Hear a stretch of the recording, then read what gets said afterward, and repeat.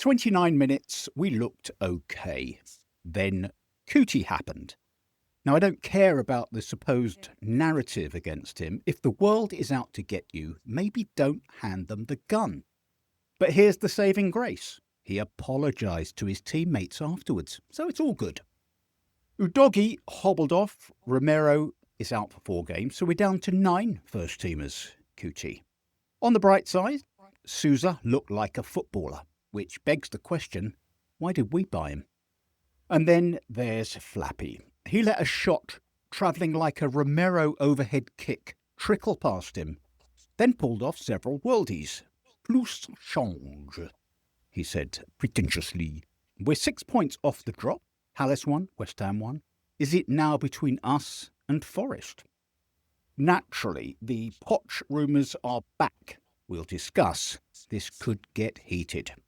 We'll have a bit of Room 101. We'll have some stupid tweets to talk about. We might have another little feature. We'll see how we go.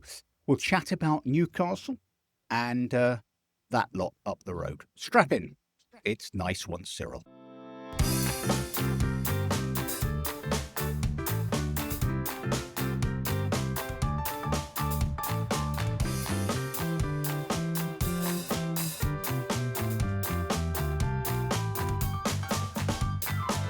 Nice one, Cyril.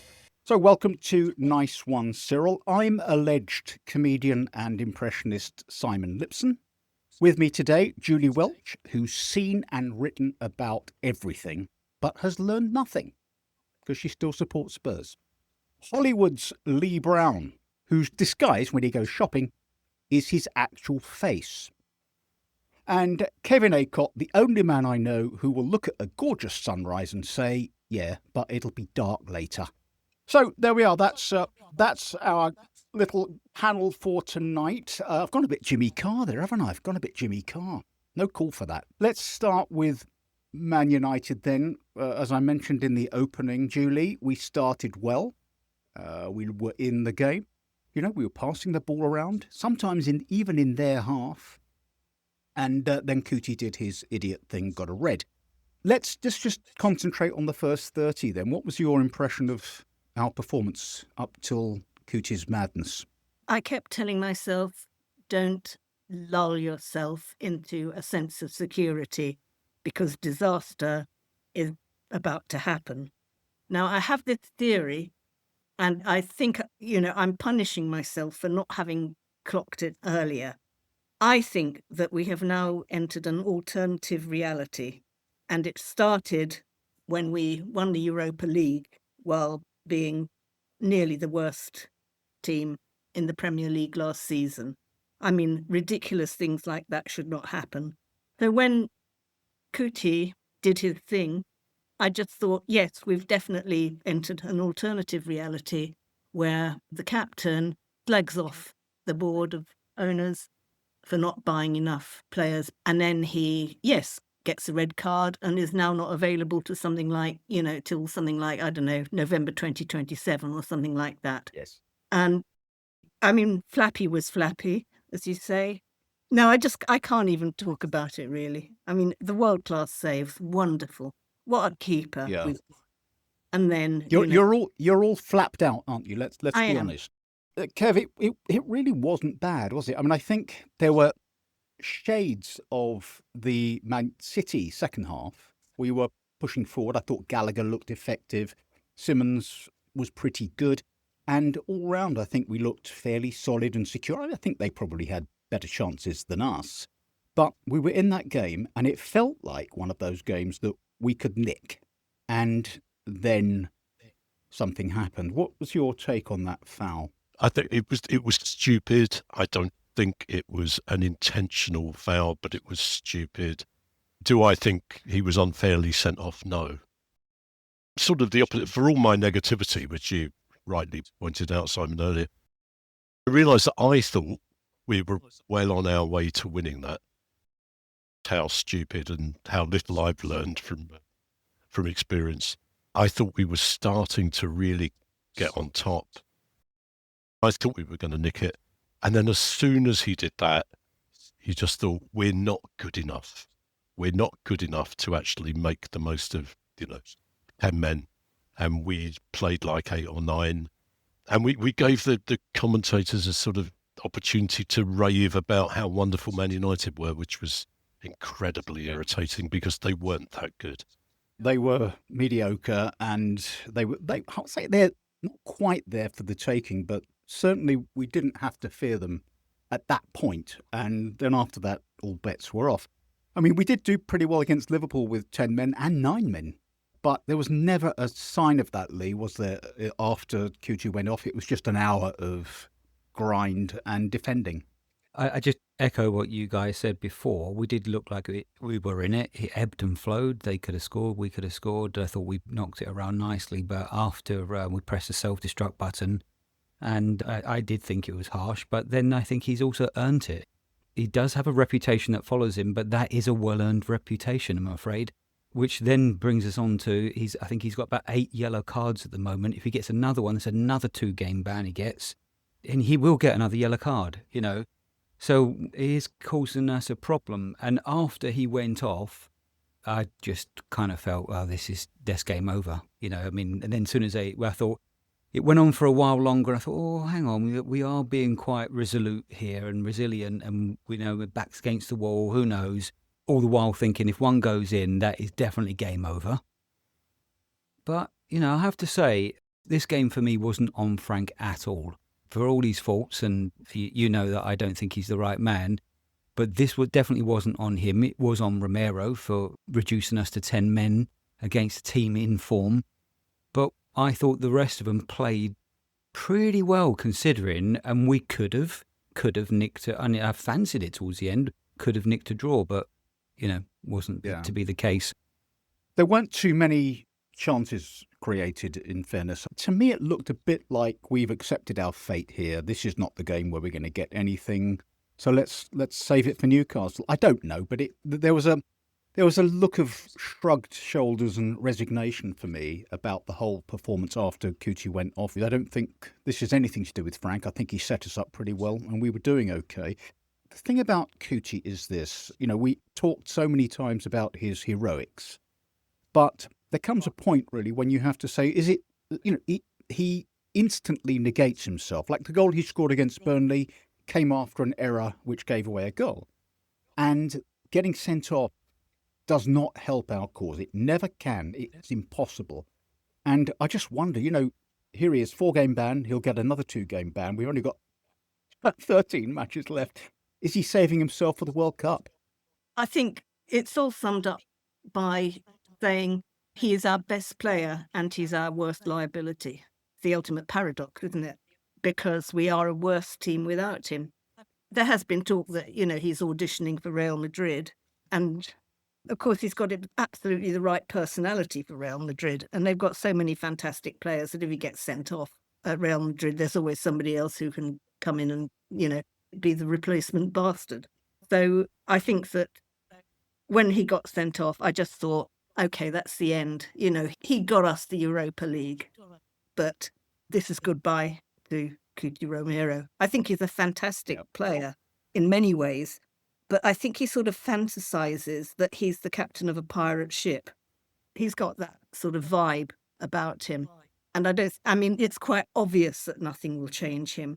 In many ways, he is a fantastic captain because he leads from the front. He drives us to victory so many times. This season, he's saved us points with his goals.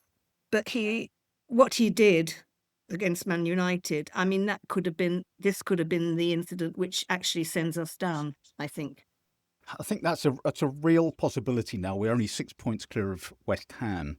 And there's a little stat here that I'm desperately searching for, which is that we're 6 points clear of the bottom 3. Our next 10 Premier League fixtures come against sides that we've collected 7 points against so far this season with 1 win. Doesn't augur well. Kev, to me that was reckless. It was irresponsible. And lots of talk online about, you know, was it or wasn't it a red? I suppose there's half a debate about that. But if you're Romero, they say, well, there's a narrative against him. For me, if there's a narrative against you, and he must know this, that's when you take more care, especially when you're in a fucking game and rather than throwing it away. Yeah, absolutely. I mean, the narrative was autobiographical, isn't it? It's, he's created it. Overall, he has been a little better, actually, than when he first came to us, I think. A little less reckless. Or if I don't know, maybe I've just made that up. But it's felt like that. It's felt like there's something a little bit more adult about him.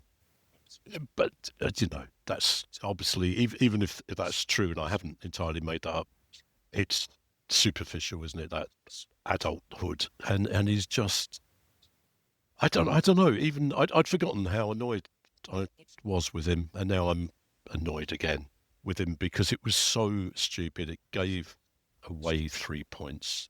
And of course, we can ill afford to chuck points away as we stand. There was a message, or a tweet rather, on Twitter by Gary Stevens, our old player, and he said, "Don't let Romero blind you, Spurs official fans, with his social media posts. He's more interested in his own future success than that of Spurs. If they align, then great. If they don't, then he's off." It's a horrible thing to say. My sense is he's committed to Spurs. He loves Spurs. He's been here for, I don't know, 5 years or something. He's given plenty. Of course he has. He's a great player. But we've always been a bit suspicious of injuries that suddenly heal when international matches come round. And I wonder whether he's just another selfish player. Players are selfish. They're not really team players. I think that's a bit of an old-fashioned myth. The Steve Perrimans and the Dave Mackays, they were committed. They were heart and soul. I just don't think that's true of many players, if any, these days. And I think possibly that Cuti exemplifies that as much as anyone else. I don't doubt that he feels affection for the club, and I don't doubt that he actually does care as well. I mean, he's a full-blooded player. Everyone knows what he's like. Even before he joined Spurs, everyone knew what sort of player he was. He sort of plays to the mean, doesn't he? So however well or badly we're playing, he seems to sort of mimic that. But I can see him, looking for a move to Real Madrid. Whether he's angling for it, I don't know. But I mean, why wouldn't you? You'd trade Spurs for Real Madrid if you could, and I think he would do really well there. I'm loath to throw him completely under the bus because he really is one of our best players. Yep. And I really hope we don't sell him next season, because when we start jettisoning, your best players, you end up a relegation fodder team. And I suspect if we're not very careful, I mean, we've got to spend a lot of money just to catch up, let alone, remain in the Premier League next season, let sort of bridge any gap. So for me, we need to accept his foibles and start building the team around people like him and Van der Ven, because, whatever it takes to convince him, whether we can, I don't know. Maybe he is looking for that out. I hope not. Yeah, I mean, obviously you don't want to lose players of high quality. That goes without saying. It does feel to me, and I've said this before on the pod, that he's writing his own transfer request with all of this stuff, having a go at the board. It's troubling because, he was given the captaincy, he was given a new contract, and you kind of hoped that would be a more of a turning point. He wasn't too bad, actually, under Ange, was he? He didn't get sent off every 5 minutes. He did okay, as Kevin guessed earlier on. There was something that Frank said afterwards, and he said, I'm not going to do the Frank impression. Sorry, everyone. I know you're waiting for it. He said, no regrets about making him captain. He's apologised to his teammates in the changing room. I think he should be apologising to me and you and everyone else, because that's who he's let down. There are thousands of fans travelled up in hope and expectation. We're all sitting there watching from behind the sofa. It's us, we pay his wages, all that stuff, the usual bullshit, but it actually applies, Julie. And I think there's a much bigger question here than, is he apologetic? Is he contrite? I don't give a fuck about that. There's a bigger question. And right now, I hate to say it, but we are in the relegation mix. I think, as you say, the days are long gone where there were players who actually did consider the fans. I mean, were I to go full Steve Perryman and Bill Nicholson, Bill Nicholson was always the bloke who said, it's the fans paying your wages, so they're the ones that you've got to please. Football has just changed so much. I think I agree with you that players are selfish. They might try to hide it with, sort of sweet and lovely social media posts and all that. But if I was in a bitter old lady mood, I'd say the game has gone. It hasn't, of course. But I mean, basically, Romero doesn't give a toss about the fans. I wouldn't have thought. Which is another reason why he shouldn't really be captain, I suppose. At least Harry Kane did try, and at least Hugo Lloris did try. Who would you make captain instead? I mean, you can't make Ben Davies captain now because he's crocked. But, who else is there now? There's only Mickey van der Ven, I would say, who's got sufficient gravitas and playing ability to be respected enough as a captain. And he did okay as captain in Romero's absence. So I suppose it would be him. But, I mean, as we now look at it, Kev, we bought Gallagher. We thought we bought Souza to be sort of bench fodder at best. And inevitably, down goes Udogie for the 100th time. And on he comes. What did you make of Souza? I mean, the little we saw of him, I thought he looked good. And everything I've read about him suggests that this is a good player who's going to be a very good player. Whether the throwing him in, now he's not ready or not, I don't know. But he's going to be playing, isn't he? And it might work. It might work for him. He might grow up very quickly and develop very quickly. So there's me being positive again. Let's move on a little bit. Lee, on another podcast, I'm not naming names because we don't want to give free publicity to the opposition's competition, but it was said, and I think it's quite a good point, that Thomas Frank is not an impact manager. He's not the manager bounce guy. He's the builder, and he did this at Brentford. And I'm going to pretend that's my point, okay? I've just come up with that. But I do think there's something in that, there are signs of improvement. There are signs of something happening. You can barely see them, but something's happening. And, we had some good wins in the Champions League. We've had some good-looking performances against Man City and United for half an hour. Do you accept that? Or do you think that too much water has gone under this Frank bridge and that whatever he does from here on in, the best he's going to do is finish lower middle table and that he'll have to go? Well, Occam's razor suggests that you're right, because you can see what has happened at Brentford. They look like a secure club now. The foundations are in place, and whatever manager they've got in charge, somebody we'd never heard of, and the club's still doing very well. In fact, he's pushing for a European place. But is that because of what he did, or is that because of how the club's set up? And the thing is, I think it's more with the latter, because when you think about Spurs, whatever manager we seem to get in, it doesn't really matter because of the club dynamics. And this isn't really Frank's fault, because he is, probably, like you say, a builder. But a club of this size and with as many issues, as much to turn around as we have, needs a manager with a charisma and a strength of personality to be able to drive it all through, to keep those players motivated, to keep the fans believing and keep the club believing. And Frank is coming across very weak, I'm afraid. And the Romero situation makes him look even weaker. So I don't think he's the right man. He may well be that builder you're making that point about, but I just do not think the club is the right ground for him to do that. I think we need someone else who's more able to impose themselves on the club as a personality to drive everything forward. I agree with that. I mean, I think that, maybe if we lose the next 4 games, then we're going to have to get shot and we're going to have to find someone, for that, hopefully that manager bounce. But I don't know, that will play itself out. I just wanted to come back to you, Kev, because needless to say, people are suggesting alternatives, and they've been doing that for a while now.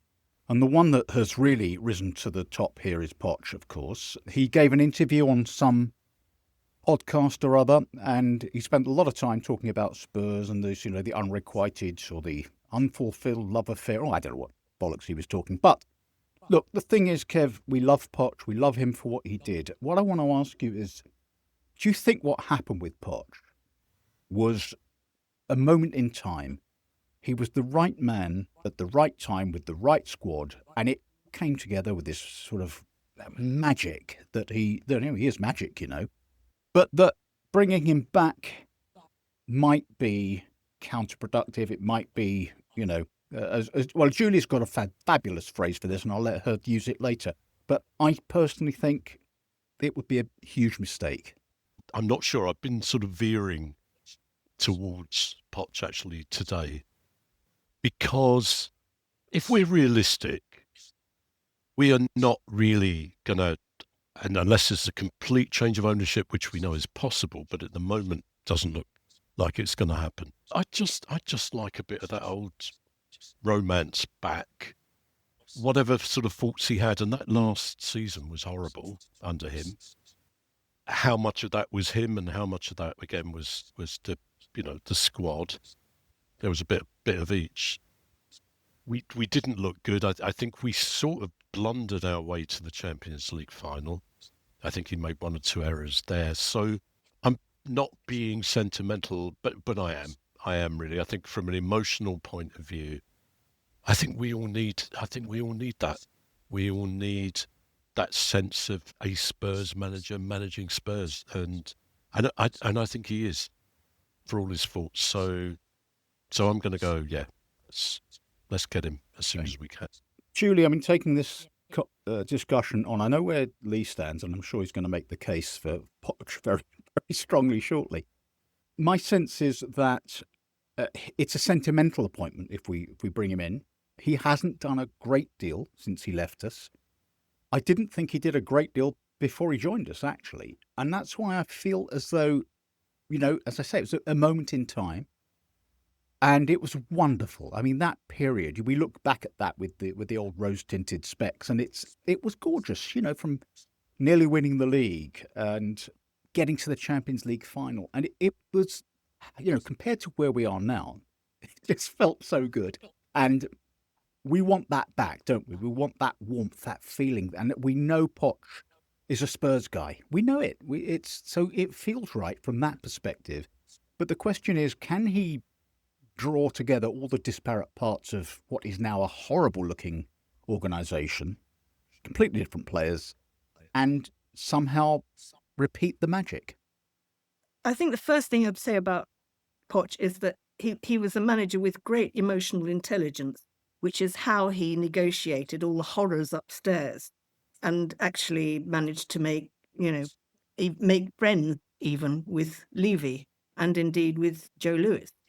And he managed the young players very well and managed to kick out all the wrong uns without, too much angst.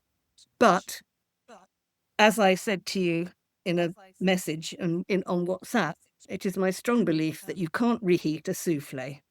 That was then. This is now. You were right to say, really, he hasn't done very much since then, has he? All the talent he had at his disposal at PSG didn't really get anywhere. Went to Chelsea. He was always saying, yeah, wait for me, it's coming, we're on our way. But it never was.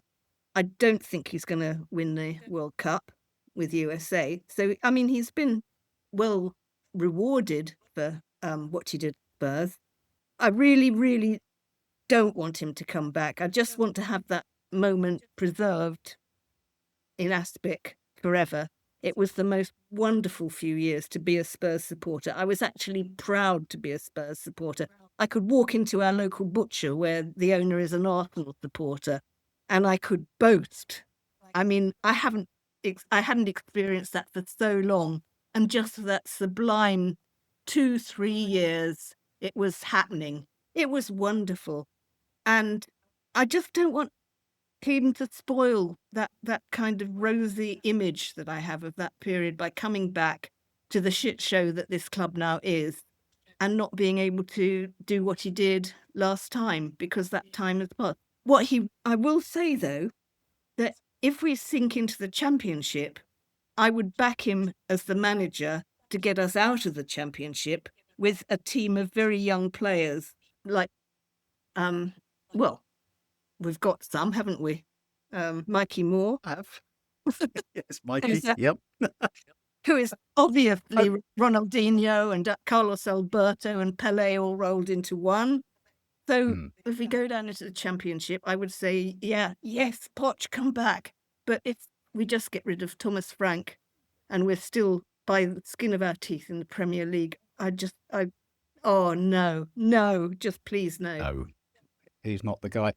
Look, first of all, I hope you've given that butcher the heave-ho, because you can't possibly show your face in there right now. So I hope you're getting your meat from a reputable provider. There is an alternative in Blackheath where I should, take my custom. Phew. Well, okay. Now, Lee, let's have a little chat, because you are a very strong supporter of the Pot. Make your case. Let's start at the beginning. So to pick apart Julie's souffle anecdote, well, you can reheat a chili and it's better the next day. And let me just tell you, there are many managers that have gone back to their clubs that have done particularly well. Jose Mourinho went back to Chelsea and won the title. Walter Smith went back to Rangers and won the 3 titles and cups. Ancelotti did the Liga and Champions League.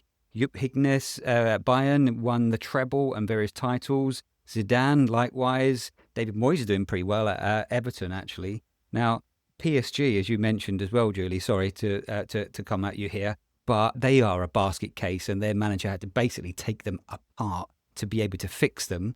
Poch wasn't allowed to do that. And yes, he's not have set the world alight since he left, because he went to another club that was a basket case and were just starting to play well when they sacked him. And they still are a basket case of a club who sack managers regularly. I just think he's an itch that we have to scratch. It may or may not turn out to be the best choice. I think it is. And the reason why is because I think he speaks like a leader. And I think Frank is a manager. Poch is a leader. And, when you talk about leadership, this guy understands. You mentioned the word, Julie, about emotional intelligence. He has that in boatloads. I remember when he was talking about certain players that he had spent time with, and he knew he had to spend more or less time with that player, gave them kind of ideas of the type of player he would like them to be, made them feel like, I think Kyle Walker said, he felt like was 10 foot tall when he walked out on the pitch. People like that are what would turn this club around, who are the sort of managers that really kind of can get in the minds of these players, because a lot of this, I think, is a mental issue with our players rather than anything else, because technically a load of those players you'd probably put in any, like Van der Ven walks in any team, right? So many clubs wanted Xavi Simons. And as for the USA, of course he's not going to win the World Cup with them. He's magic, but he's not that bloody magic. So get him back, because I think it's an instant win for everyone, the fans, and we can get that great big flag back out and put that out on the side with him. Remember the one? The one looks like he's a messiah on there. And this time, he won't be a naughty boy. First of all, let me just say, Lee, bravo on the best researched piece of punditry on this show ever. You reeled off every manager who's gone back and done well. You didn't reel off the managers who've gone back and been shit, but that's okay. That's okay, because it was still quite convincing. And do you know what? Debates work, though, Simon. No, they don't. Not on this show. But what I will say is, I think you made a very strong case for the passion and the feeling. And yeah, I get it. I completely get it. We want someone who's us, not someone who's a school teacher with long hair and pumps. Kev, who else could possibly come into this fucking stupid club of ours and do anything? Yeah, and who else would at the moment? I think you'd have to be an idiot to come into the club as it is. Although that's obviously contradicted by me saying I think Poch should come into the club as it is. I think he's got a very strong hand, actually, because I think the owners want to somehow turn things around with the fans. I think they would take a popular decision, which I think on the whole it would be. I know there's a lot of people are sort of wary at best of Poch, but I think he would be in a good position to say, I need guarantees, and that's about, we need at least whatever, sort of 5 decent, more than decent players to come into the squad. Otherwise, I'm not coming to you. And I think they would go with that because they have to. I don't know. Maybe there's someone else hanging around, but I suspect not. I don't think anyone else would come near us at the moment. So that, in a way, there's a sort of pragmatism as well as a sort of passion. It's not just about passion and emotion. Yeah, I think you make a great point. I think it's a strong PR move by the club if they bring him back, and I think all those empty seats at the top will start getting filled and you can also imagine the big homecoming, can't you, with Poch coming out, and it would be fantastically emotional. Do you know what? I'm getting tearful. Yeah. So do you know, Lee? I think you've talked me into it. Poch, it is. So we've now appointed Poch from ASAP. I think. Let's move on, shall we? It's time for Room 101, which was a new feature. We brought that in last week, and I thought it was quite fun. So, Julie, have you got a Room 101 for us? What would you banish from football? I mean, to the big picture, I'd banish VAR, of course, but it's so ubiquitous and huge, it just wouldn't fit into a room. I mean, you'd need a whole sort of city to put VAR in, and be like trying to sort of put the sky in a room or the sea. But on a small scale, I would like to put Crescencio Somerville of West Ham into Room 101 for suddenly finding his scoring form. And a late candidate would also be Crystal Palace as well. I was relying on them to be even worse than us. And now, obviously they've turned it around.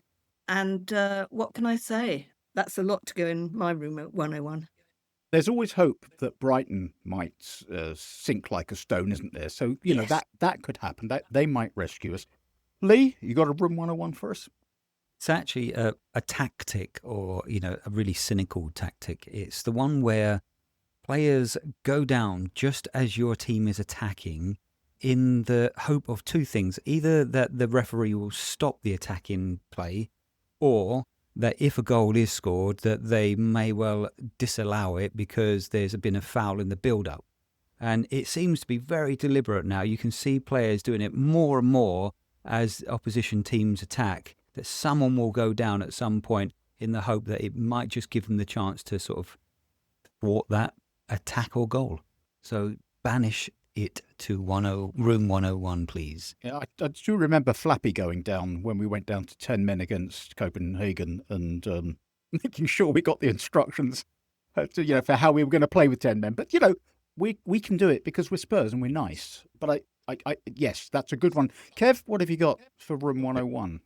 Well, I wrote down 97 different things, but the one I'm going to go for is everyone else knowing more about football than I do. And this is in particular 2 people I'm thinking of in particular. Is a friend of mine who died recently, Southampton fan. He knew more about football than anyone I've ever met, but he also knew more about Tottenham. So he would say, do you remember that final in the League Cup in 1982 when you won 3-2? And I wouldn't. No, I don't remember that. I don't remember it at all. And he would always just look at me like, what kind of Spurs fan are you? You don't know this. And he's recently been replaced in my life by someone I work with who knows even more, but he's also young. So what he remembers, he has, he sees retro memories of the 90s. And again, he knows far more about football than me. So I guess is I shouldn't really be part of any kind of football podcast. Well, we've been saying that all along behind your back, Kev. So glad you brought that to the front. A bit like my daughter. My youngest is 29, and she knows more about everything than I do, not just football. And it's infuriating when, as you say, she can recall bits of history that I should know because I lived through it, and I don't, and she does. Annoying. I've just got one Room 101 for you, and it's this. I hate the nodding dog assistant managers, right? So yesterday, Pep was explaining things in a very animated fashion to his number two. And he's just going berserk. And the number two's just nodding. He's nodding. He knows he mustn't say anything. Don't speak. Nod. Nod, nod, nod. That's all you got to do. And you've got nodding dogs everywhere, right? There's that guy at Newcastle, the good-looking boy. And Eddie Howe goes up to him and Eddie goes, this is what we're going to do. And yeah, you're right, Eddie. Nod, nod, nod. And it's just arse-licking on the touchline. I want that gone. All right, so there we are. I tell you what, it's time for stupid Spurs tweets. There are so many, but the first few, Julie, for you, are kind of on the same theme. So here's this one. It's not grammatical. I'll do my best. We are so bad and Arsenal so good that their fans can finally be somewhat objective, and they're all just blown away by what an actual agenda against a club looks like. I think the implication there is that because Arsenal, we're no longer competitive with Arsenal, they can see that the whole world is against Spurs and they can take an objective view. And it's obvious, right? So, I mean, look, I'll tell you what, I'll read you another one. It's now clearly obvious that... I'm sorry, I just don't understand what that means. It means that even Arsenal fans can see that the whole world is skewed against Spurs. Even Arsenal fans. That's what he's really saying. Here's another one. It's now clearly obvious that the officials and their bosses have a serious problem with Spurs, possibly some sort of hatred for them, week in, week out. Why is that? Julie, that's true, isn't it? I mean, there is clearly an agenda against Spurs. Of course there is. I mean, we know this. You aren't a proper Spurs fan if you don't believe there's an agenda against us. I mean, how old are these people? Have they left their mum's basement yet? I feel sorry for them in a way, because if that's all they can come up with. I'm sorry, I'm absolutely speechless. Any tweet which says your instead of your with an apostrophe, my eyes just tend to slide away anyway. And that sort of tweet, I really respect you, Simon, for reading these and preserving them for us to talk about. I'm amazed you look so healthy, in fact, because I would have thought that your hair would be on end and you would be, a pallid wreck, just having to sort of find your way through all this shit. I grin and bear it. And I tell you what, there's another one to add. And there's more. To that. God! Just to top it off. I'll do it in the voice I reckon it was written in. The stats on it are mental, to be fair. We've been officiated different for decades. Not decades, decades. So I think that's fairly conclusive that the agenda is real. Here's another one. This is for you, Lee. I hope the 60,000 home fans that refuse to protest are happy. I hope they're happy. So we've all got to protest. The 1,000 who are protesting, they're the real fans, right? Of course. Only the real fans will leave instead of watching the game. It's another one, like that first one on there, really. How do you pick the bones out of that? I'm sure that first tweet was written by Lewis Carroll, wasn't it? I get the protest, but you do those before? I don't get the premise of this. Is it that we should none of us turn up to the stadium to watch a game? That's what you call being a fan, isn't it? You're supposed to do that come hell or high water and, through thick and thin. And that's your lot if you're an actual fan, rather than just turn up when the weather's nice and we're playing well. Yeah, I mean, there's a lot of this stuff about, go if you must go to the match, protest, don't buy anything, and don't cheer, and don't do anything if you must go, but rather don't go, because that will really hit them in the pocket. And you think, well, this is so utterly fucking puerile and makes no sense, of course. So I don't get it. Here's one for you, Kev. Here we go. I'd have 11 Romeros all day long. Never a red. I know we've talked about Romero, but that is quite the positive vibe for Romero right now. Yeah. My first thought was we'd start with 11 Romeros and end up with 5 on the pitch, wouldn't we? So No. Do you know what? I didn't say it earlier when we were talking about him, but I'm not totally convinced we're always a better team with him. You know, I think we did talk about this maybe last week, that he can slow things up. And in certain matches, actually, we're better off maybe without him. Yeah. I mean, he went off against City at half-time and we started playing. Yeah. I don't necessarily think we should link the two things, but that was true. And there have been a couple of games when Danso stood in and we've looked a better defensive side. We've looked more solid. So, all right, well, we'll come back to Cuti, I'm sure, when he makes his return to the team. Julie, you said, what, November?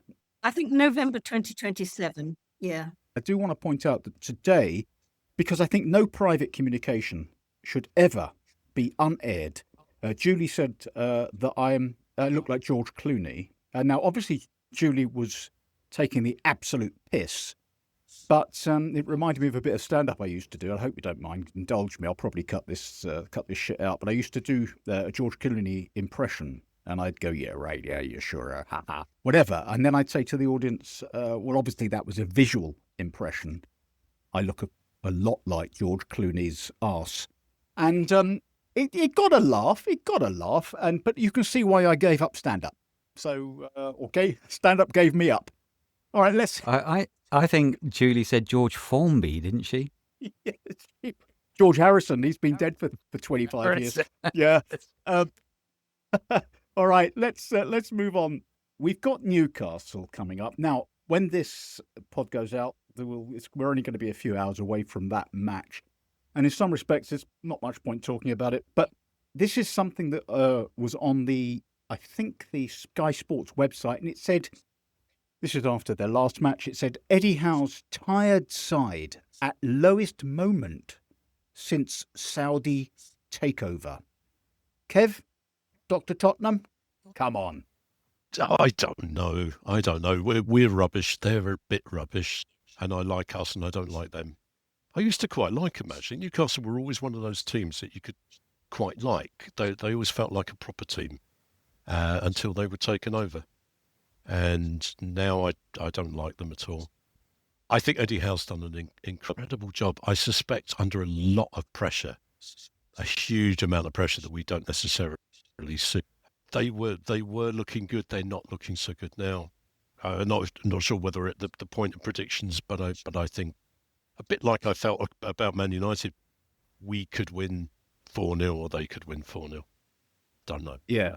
I mean, actually, that's my sense. Julie, we'll keep this brief, obviously, because the match will be done and dusted by the time a lot of our lovely listeners get to this. But a quick thought on scoreline. I think it's going to be Dr. Newcastle tomorrow. That's all I'm saying. All right. Well, we may hold you to that, Lee. I'm not confident because I just recollect the amount of times that we played them over the years. We always have a terrible game. It's always a real awful affair where it's 1-0 either way, and our confidence is shot to bit. Theirs is, but they'll know that they can get the crowd on our back quickly if they can be resolute enough for long enough. Yeah, I don't know. I think it's going to be another horrible game tomorrow. Yeah, the unknowables are too unknowable, if you know what I mean. Who knows which team's going to turn up? Are we going to be second half City? Are we going to be first half every other fucking game? I don't know.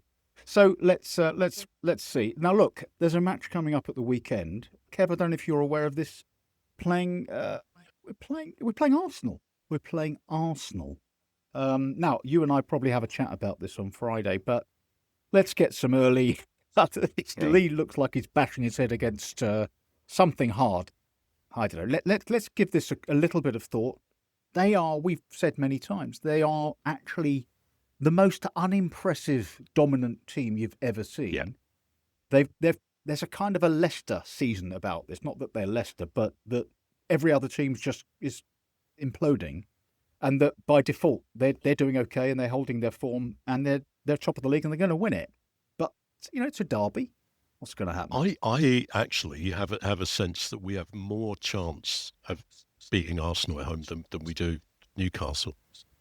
I think there is still that sort of odd, weak spinelessness to them, which hasn't really been exposed very much because everyone's a bit rubbish. If we play at our very best, if we really get at him, then I think we could possibly win. What I can see happening is that we outplay them, and then they get one of their wrestle all our players to the ground, corner kicks, and luckily fluke one in, and they win 1-0. But I'm sort of looking forward to it more than the Newcastle match. Okay. Julie, it's easy to diss Arsenal because they're Arsenal, right? But they are the team that's doing what needs to be done, and however unattractively, however unflairily, if I don't know, that's a good word, isn't it? But there's not much to enjoy about watching them as a football side, but they're bloody effective. Yeah, I really don't want to sort of depress the dialogue, but we don't have a prayer. I mean, they are good. They are very, very good. I'm really relieved that City came good against Liverpool last night. And I think that they might have, received a bit of a shock from that. But Liverpool is Liverpool and Spurs are Spurs. We don't have the players at the moment. Our injury list is so pathetic, so overwhelming. Frank hasn't a chance to sort of set up a team on a regular basis. Nobody knows what they're doing because he has to change the lineup all the time because of all the injuries. It is something I really, really do not want to watch because it is lambs to the slaughter. Sorry. That's brought the tone down a bit, hasn't it? Lee, there is something about Arsenal, as Kev says, that there seems to be a softish underbelly if you can only access it. And they've failed towards the last hurdle over the last few seasons, and you just wonder. I kind of felt when they lost to United at home whether that was going to be where they start stumbling and then they come up with a big win. But I don't know if we get at them, if we do what we did to City, is there a snowball's chance in hell that we can come out with something? I'm afraid not. They're ruthlessly efficient. They might be boring, but they just found a way to grind it out, and I don't think they will need to grind it out against us, sadly. We are lacking in defenders. They will unpick us, and I don't know, this could be Frank's Waterloo, if we get a proper hiding off them. But who knows? It's a derby, and if I'm trying to be positive, then the form does go out the window. Is the old cliche. It can happen, but I suspect we'll get a bit of a duffing up. Okay, all right. Sadly, I think it's one where we concede early, we chase a bit, and we concede another, and we don't do a City. There's no way back. I don't think Arsenal are as susceptible to a stirring fight back as City. There we are. All right. Well, look, we are done for today. Covered a lot of ground. My thanks to Lee Brown, Julie Welch, and Kevin Acott. Brilliant as usual. Give us a follow on X. We are at Nice One Cyril Pod. We've got a website, www.niceonecyrilpodcast.co.uk. All of the episodes are on there, so you can catch up. And why not give us a follow or a subscribe on the podcast platform of your choice, and you'll never miss an episode. Thanks very much for joining us today. We'll be back, Kev and I, on Friday. Come on, you Spurs.